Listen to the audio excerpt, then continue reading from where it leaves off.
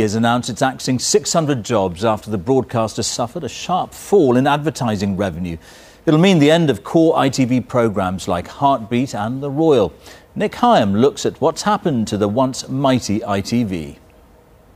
ITV still has star quality, big names and big hits like Coronation Street and Emmerdale and Dancing on Ice. The problem, there isn't enough advertising revenue to pay for them all, and that's hitting the company financially. ITV's profits last year were £167 million, 41% less than the year before. After revaluing many of its assets, it posted a loss on paper of £2.7 billion. So the company's cutting costs and jobs. 600 will have to go.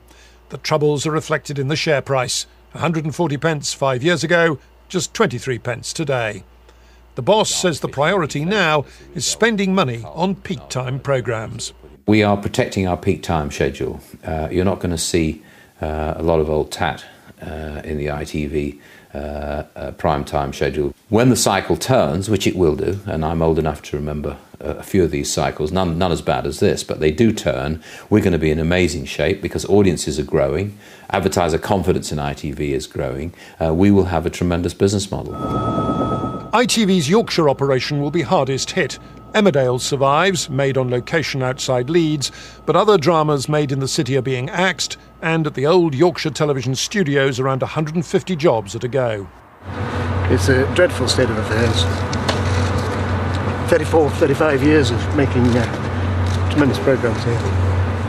Shame. Agreed, the 4 programmes, we've only got 3 at the moment. I just wanted to know what is going on with that.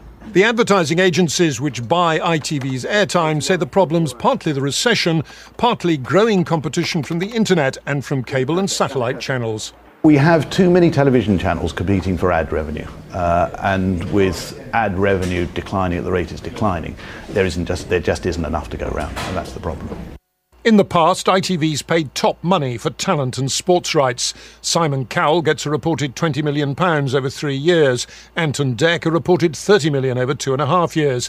And the FA gets £275 million over 4 years for the FA Cup and England internationals. Those deals may be unaffordable in future. Cutting the amount it spends on programmes is the last thing ITV would want to do. After all, it's the programmes that persuade people to watch in the first place. But the situation's so dire, it's been left with no alternative.